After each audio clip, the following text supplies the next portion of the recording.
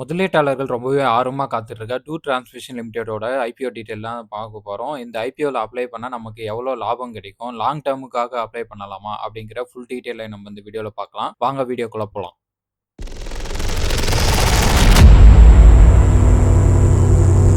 IPO detail பார்க்கறதுக்கு முன்னாடி இந்த கம்பெனி என்னென்னலாம் பண்றாங்க அப்படிங்கிறத ஒரு சிம்பிளா பார்த்துடலாம். டூ டிரான்ஸ்மிஷன் லிமிடெட்ங்கிறது ஆட்டோமோட்டிவ் எலக்ட்ரிக்கல் காம்போனன்ட் தயாரிக்கிற நிறுவனம். முக்கியமா வயரிங் ஹார்னஸும், கனெக்டர்ஸு, சென்சார்ஸு, ஸ்விட்சஸு, கேபிள்ஸு, ஈவி காம்போனன்ட்ஸ் இதெல்லாம் கவனம் செலுத்துறாங்க. இந்தியா மட்டும் இல்லாம UK, Slovakia, Thailand, South Korea, Japan உள்ளிட்ட நாடுகள்லயும் மேனுஃபேக்சரிங் அண்ட் என்ஜினியரிங் பிரசன்ஸ வச்சிருக்காங்க. இந்த நிறுவனத்தோட அட்வான்டேஜ்ன்னு பார்த்தீங்கன்னா, நீங்க கஸ்டமர் பேஸ் தான். கஸ்டமர்ஸ்ன்னு பார்த்தீங்கன்னா Bajaj auto, TVS motor, Honda போன்ற பெரிய பெரிய நிறுவனங்கள் கூடலாம் டை அப் பண்ணி அந்த நிறுவனங்களுக்கு காம்போனன்ட்ஸ் பண்ணி குடுத்துருக்காங்க. 2வது பெரிய அட்வான்டேஜ்ன்னு பார்த்தீங்கன்னா, ஈவி குரோத்ல மிகப்பெரிய அட்வான்டேஜஸ் வச்சிருக்காங்க. அந்த ஈவி செக்மெண்ட்ல நெறைய காம்போனன்ட்ஸ பண்ணி குடுத்துட்டு இருக்காங்க. 3வது பெரிய அட்வான்டேஜ் பார்த்தீங்கன்னா, ஸ்ட்ராங்கான மார்க்கெட் பொசிஷன் இருக்கு. அதாவது பார்த்தீங்கன்னா, முக்கியமான 2 வீலர், 3 வீலர்ஸ் நிறுவனங்களுக்கு இவங்க 44.64% மார்க்கெட் ஷேர் இவங்க வச்சிருக்காங்க. நல்ல ரெவென்யூ குரோத் இருக்கிறதும் இந்த நிறுவனத்தோட அட்வான்டேஜ்ன்னு சொல்லலாம். குளோபல் பிரசன்ஸும் இருக்கு. ஏற்கனவே சொன்ன மாதிரி இந்தியா மட்டும் இல்லாம UK, Slovakia, Thailand, South Korea, Japan போன்ற நாடுகள்லயும் மார்க்கெட்ட விரிவுபடுத்தி வச்சிருக்கிறது இந்த நிறுவனத்தோட பெரிய அட்வான்டேஜா பார்க்கப்படுது. டிஸ்அட்வான்டேஜ்ன்னு பார்த்தீங்கன்னா கஸ்டமர்ஸ் தான்.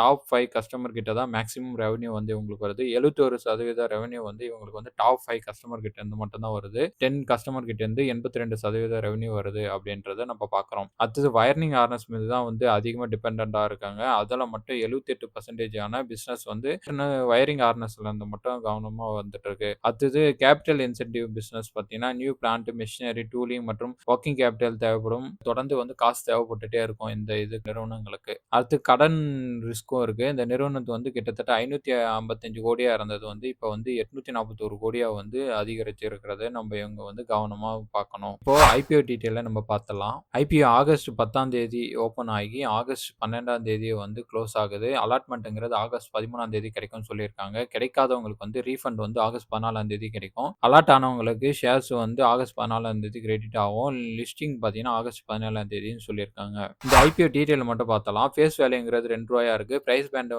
829 ரூ.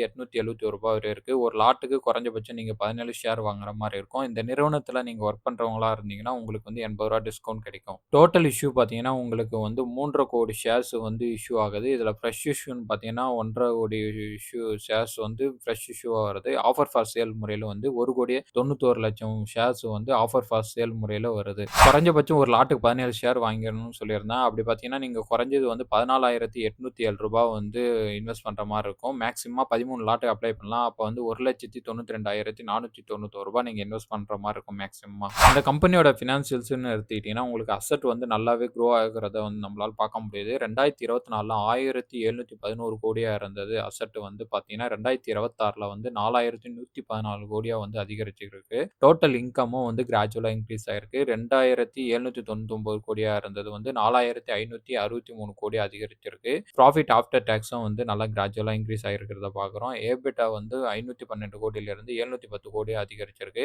ரிசர்வ் அண்ட் சர்ப்ளஸும் கிராஜுவலா நல்லாவே அதிகரிச்சிருக்குன்னு சொல்லலாம். 724 கோடியிலிருந்து 2,360 கோடியா அதிகரிச்சிருக்கு. அதே நேரம் பாரோவிங் நான் ஏற்கனவே சொன்ன மாரி 554 கோடியிலிருந்து 841 கோடியா அதிகரிச்சிருக்கிறத இந்த இடத்துல நம்ம கவனிக்க வேண்டியது. கீ பெர்ஃபார்மன்ஸ் இண்டிகேட்டர பொறுத்தவரையும் உங்களுக்கு ROEயும், ROCயும் குறைஞ்சிருக்கு. இந்த இடத்துல நம்ம நோட் பண்ணணும்.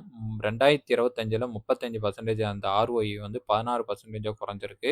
ROC 29%லிருந்து 19% குறைஞ்சிருக்கு. அதே நேரம் டெப்ட் டு ஈக்விட்டி ரேஷியோ குறைஞ்சிருக்கிறது ஒரு அட்வான்டேஜா பார்க்கலாம். ஏன்னா 0.78%லிருந்து 0.35%ஆ குறைஞ்சிருக்கு. அதுவும் இல்லாம இந்த ஐபிஓவே கடன் அடைக்கிறதுக்காக தான் நாங்க வெளியேறதா சொல்லியிருக்காங்க. அப்படி பார்க்கும்போது இந்த டெப்ட் டு ஈக்விட்டி ரேஷியோ குறையறதுக்கான வாய்ப்புகள் அதிகமா இருக்கு. அதே போல வேல்யூங்கிறது 12லிருந்து 5ஆ குறைஞ்சிருக்கு. இந்த ஐபிஓல அப்ளை பண்ணலாமா வேணாவா அப்படின்னு அனலிஸ்ட் என்ன சொல்றாங்கன்னு பார்த்தீங்கன்னா, கிட்டத்தட்ட ஒரு 9 புரோக்கர்ல 8 புரோக்கர் கண்டிப்பா நீங்க அப்ளை பண்ணலாம் அப்படின்றது சொல்லியிருக்காங்க. ஒரு புரோக்கர் உங்க விருப்பம் அப்படிங்கிற மாரி சொல்லியிருக்காங்க. இப்ப நம்மளோட அனலைஸ் படி பார்த்தீங்கன்னா, உங்களுக்கு ஐபிஓவோட அப்பர் பிரைஸ்ங்கிறது ரூ. 871 இருக்கு. கிரே மார்க்கெட் பிரீமியமோட பார்த்தீங்கன்னா, உங்களுக்கு ரூ. 238 இருக்கு. அப்ப வந்து லிஸ்டிங் வந்து ரூ. 1109 வரையும் லிஸ்ட் ஆகுறதுக்கு வாய்ப்பு இருக்கிறதா நெனைக்கிறோம். அப்படி பார்த்தீங்கன்னா, உங்களுக்கு 27% வந்து லிஸ்டிங் இன் கிடைக்கலாம். அப்படின்னா ஒரு லாட்டுக்கு வந்து ரூ. 4046 வரையும் கிடைக்கிறதுக்கான வாய்ப்பு இருக்கு. ஆனா இது வந்து இப்ப இருக்க கிரே மார்க்கெட் பிரீமியம் வச்சு தான் இது வந்து வருங்காலத்துல மாறுறதுக்கான வாய்ப்பு இருக்குங்கிறத நம்ம ஞாபகம் வச்சுக்கணும். என்ன பொறுத்தவரையும் பிசினஸ் குவாலிட்டிங்கிறது சூப்பரா இருக்கு. குரோத் பொட்டன்ஷியலும் பயங்கரமா இருக்கு. ஈவி ஆப்பர்ச்சுனிட்டி வந்து பயங்கரமா இருக்குன்னு சொல்லலாம். பினான்சியல் ரிஸ்க் மட்டும் கொஞ்சம் இருக்கு. ஏன்னா இவங்க கடன் வாங்கியிருக்கனால அந்த பினான்சியல் ரிஸ்க்க வந்து நம்ம பார்க்குறோம். அதேபோல கஸ்டமர்ஸும் வந்து ஒரு ஹை ரிஸ்க்ன்னு சொல்லலாம். ஏன்னா வந்து 5 நிறுவனங்கள் தான் வந்து பெரிய கஸ்டமர்ஸா இவங்களுக்கு இருக்காங்க. அத வந்து நம்ம கவனிக்கணும். வெறும் ஐபிஓல வந்து லிஸ்டிங் கெயினுக்காக மட்டும் தான் நீங்க வந்து அப்ளை பண்றீங்க அப்படின்னா, நீங்க வந்து இத கவனிக்கலாம். அதேபோல லாங் டெர்முக்கு பண்றதா இருந்தாலும் பார்க்கலாம். ஆனா வந்து இந்த கஸ்டமர்ஸ் பேஸ் மட்டும் அத மட்டும் நீங்க மைண்ட்ல வச்சுக்கணும் அப்படிங்கிறத நான் சொல்றேன். இந்த வீடியோ உங்களுக்கு ரொம்பவே பிடிச்சிருக்கும்னு நம்புறேன். இதே போல வந்து பல பயனுள்ள தகவல்கள், ஐபிஓ டீட்டெயில்ஸ், நம்ம ஷேர் மார்க்கெட் டீட்டெயில் எல்லாமே தெரிஞ்சுக்கணும்னா, நீங்க நம்மளோட பணம் பழகு சேனல வந்து சப்ஸ்கிரைப் பண்ணிக்கோங்க. அது மட்டும் இல்லாம ஐபிஓல அப்ளை பண்ணி உங்களுக்கு கிடைக்கலையா? ஐபிஓல அப்ளை பண்ணி நமக்கு கிடைக்கிறதுக்கான வாய்ப்பு என்ன பண்ணணும்? அப்படிங்கிறத பத்தி டீட்டெயிலா ஒரு வீடியோ போட்டிருக்கேன். அத மேல ஐகான்ல குடுக்குறேன். அத வந்து கிளிக் பண்ணி நீங்க பாருங்க. இதே போல ஒரு பயனுள்ள தகவலோட நான் உங்கள அடுத்த வீடியோல சந்திக்கிறேன். நன்றி நண்பா!